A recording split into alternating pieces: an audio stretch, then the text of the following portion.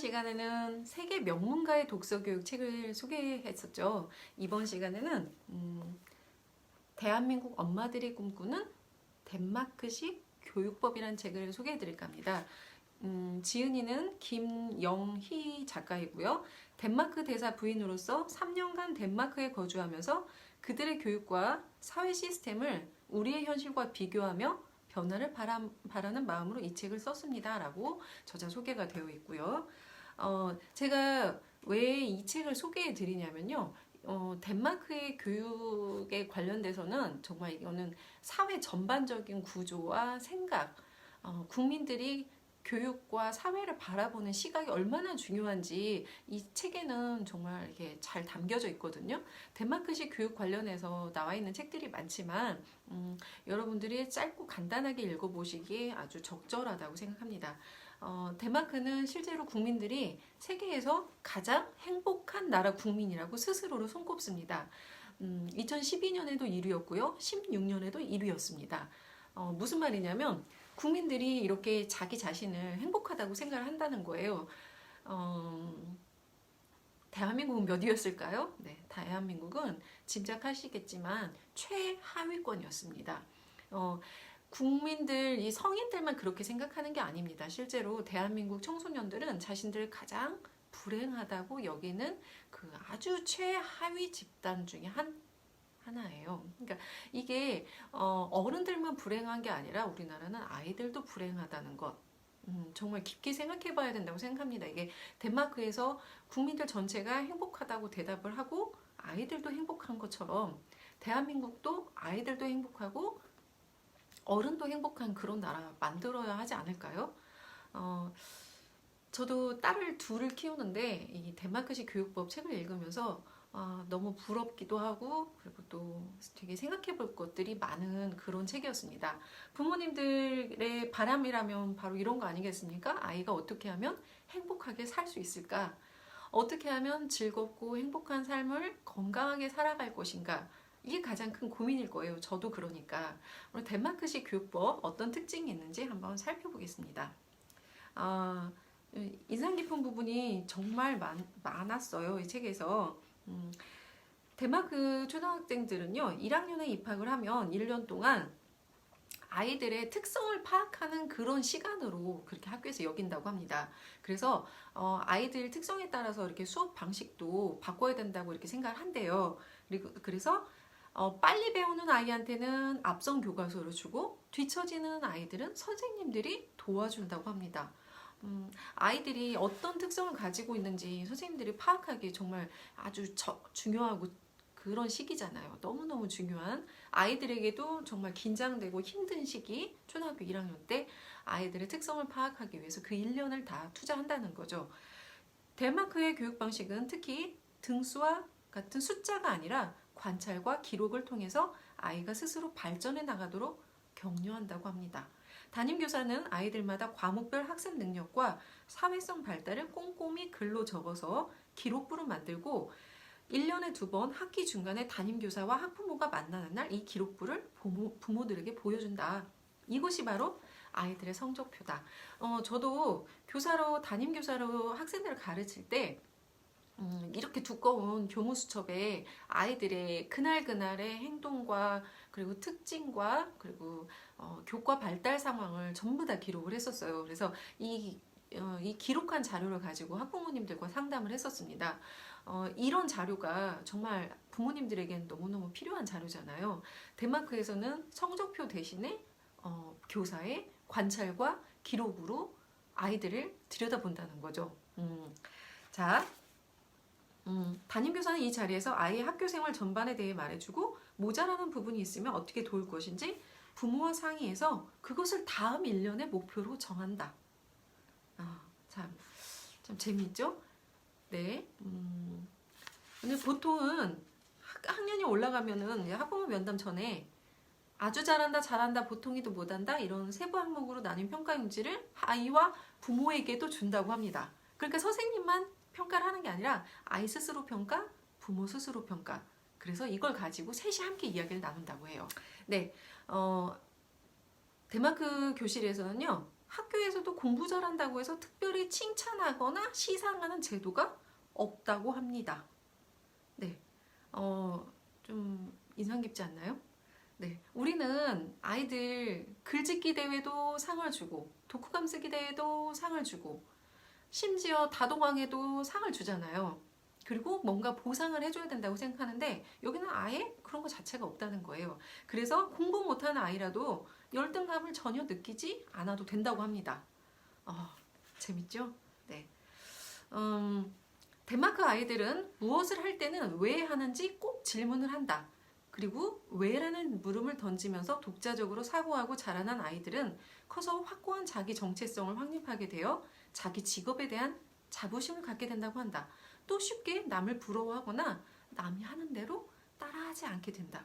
자, 우리 사회에서 전에도 미국의 오바마 대통령이 왔을 때 기자들에게 질문을 하라고 했을 때 질문을 하지 않은 것 때문에 굉장히 그렇게 크게 이야기가 됐었잖아요. 자, 한국인에게서 보기 힘든 것 중에 하나가 바로 왜라고 묻지 않는 거라고 합니다. 우리는 이렇게 물어보면은 꼬치꼬치 따진다. 어른들한테 뭐 눈을 똑바로 뜨고 질문한다. 이런 식으로 이야기를 하는데 덴마크에서는 왜라고 물어보는 것을 적극 권장한다는 거죠. 부럽습니다. 네. 자, 또 하나 볼게요. 덴마크에서는 9년 동안 같은 선생님 밑에서 배워야 합니다. 자, 우리 만약에 초등학교 1학년부터 중학교 3학년 정도 되겠죠. 여기서는 이제 이렇게 초등학교 1학년부터 9년까지 쭉 있으니까 같은 선생님이 가르쳐서 이 선생님의 의견대로 진로를 결정해야 된다고 한다면 어떨까요? 부모님들이 어떻게 생각하실지 정말 궁금합니다. 근데 덴마크에서는 실제로 그렇게 하고 있습니다. 담임 선생님 한 사람이 쭉 아이들을 9년 동안 같은 선생님이 가르쳐요. 그리고 이 선생님의 의견에 따라서 아이가 인문고등학교를 갈 것인지 직업학교나 기술학교를 갈 것인지를 결정한다고 합니다. 덴마크의 부모들은 특별히 이 선생님의 그런 조언을 따르는데 왜냐하면 교사들이 학생을 가장 잘 아는 전문가라고 생각하니까요. 네. 정말 많은 인상적인 게 있어요. 또 덴마크 학교에도 왕따가 있냐고 물었습니다. 그랬더니 네, 이렇게 대답을 했어요. 덴마크 학교에는 왕따가 없습니다. 이것은 나도 중요하지만 당신도 중요하다는 사회 분위기가 전반적으로 형성되어 있기 때문입니다. 또 경쟁이 아닌 협동을 중시하는 교육 환경 덕분이기도 합니다. 팀을 강조하는 수업을 하기 때문에 학력 수준이 서로 다른 학생들을 한 팀으로 묶어서 서로를 이해하는 능력을 키우도록 하고 있습니다. 팀별로 공부나 발표를 하기 때문에 혼자서 잘한다고 해도 진도를 먼저 나갈 수도 없고 좋은 성적을 받을 수도 없습니다. 그러니까 팀 전체가 같은 목표에 도달하기 위해서는 서로서로 도와가지고 이 모든 아이들이 다 잘 할 수 있도록 서로서로 도와야 되는 거죠. 협동을 강조하는 그런 수업이라는 얘기입니다.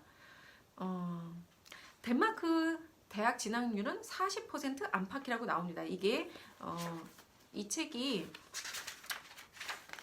2013년에 6쇄를 찍은 책이기 때문에 아마 여기서 조금 더 변화가 있었을 수는 있겠지만 실제로 덴마크 학생들은 굳이 대학을 가지 않아도 자신이 원하는 일을 할 수 있는 다양한 기회를 접하기 때문에 대학에 가지 않아도 학생들이 전문 직업학교를 간다던가 기업이나 회사도 필요한 능력을 갖춘 직업학교 출신을 선호하는 편입니다.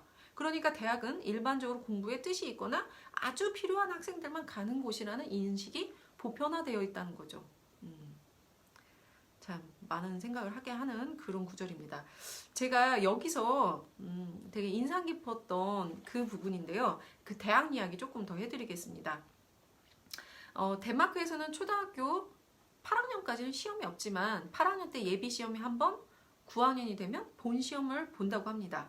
그래서 이때 9학년이 끝날 때 이제 학생들의 진로가 결정이 되는데요. 여기 책이 또 나옵니다. 9년간 아이를 지켜본 담임교사는 아이를 관찰한 내용과 9학년에서 치른 과목의 시험 결과를 가지고 진로를 함께 협의한다고 이렇게 책이 나옵니다.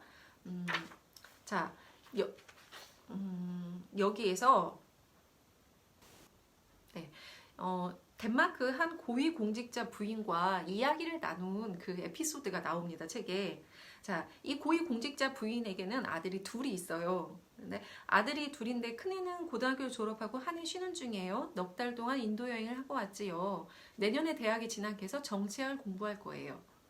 그 애는 어려서부터 공부를 좋아해서 대학을 가도 문제가 없을 거예요. 그런데 8학년인 둘째는 큰애와 달리 공부에 취미가 없어요. 대신 손으로 무엇인가 만들기를 좋아해요. 9학년이 끝나면 그의 진로가 어떻게 될지 모르겠어요. 자, 우리 여기까지 들으면 어떤 생각이 드나요? 손으로 만드는 것이나 좋아하고 공부는 안 좋아해, 우리 둘째가. 자, 그렇다면 어떤 생각을 하시겠습니까? 정말 큰일 났다. 대학은 어떻게 가려고 하나. 우리 이렇게 생각하겠죠. 실제로 한국의 그 대학 진학률은 거의 10명 중에 8명, 9명 가까이 나옵니다. 우리나라는 대학 진학을 굉장히 많은 숫자가 하고 있고, 그게 너무 당연한 것처럼 일반화되어 있잖아요. 자, 이때 이 책을 쓴 필자가 이렇게 물어봅니다. 그래도 대학은 보내야 하지 않을까요? 한국식 질문이죠. 그러니까 부인이 이렇게 말했다고 합니다. 오히려 둘째가 대학을 갈까 걱정이랍니다. 어차피 공부에 취미 없는 애가 대학을 가봤자 몇 년간 시간만 낭비할 테니 아이 적성에 맞는 교육을 받았으면 좋겠어요. 자, 어차피 대학 가도 공부 안 할 텐데 이런 애가 대학에 가서 그 시간을 낭비하는 게 차라리 그게 아깝다. 대학에 간다고 할까? 그게 걱정이다. 이렇게 말했다는 거예요. 자, 이 덴마크의 교육이 우리 교육과 정말 많은 다른 점이 있다는 것을 눈치채셨겠죠. 덴마크에서는 정말 아이들이 어쩌면 대학 때문에 아주 어릴 때부터 해야 하는 그런 하고 싶은 그런 모든 것들을 다 젖혀놓고 공부에 매달리는 우리나라하고 다르게 정말 정말 다양하고 넓은 것을 오히려 보면서 잘할 수 있지 않을까 이런 생각을 해봤습니다. 이 책 대한민국 엄마들이 꿈꾸는 덴마크식 교육법. 네, 저 정말 재미있게 읽었고 또 교사로서 또 그리고 작가로서 또는 엄마로서 우리가 앞으로 어떤 그런 교육을 해 나가야 될지 그렇게 고민해보는 그런 시간이었어요. 기회가 되면 이 덴마크식 교육법 독자님들께서도 한번 읽어보셨으면 좋겠습니다. 제가 두 번째 추천하는 책으로 영상 준비해봤습니다. 다음 시간에도 유익한 책으로 또 찾아뵙겠습니다. 새해 복 많이 받으세요. 사랑합니다.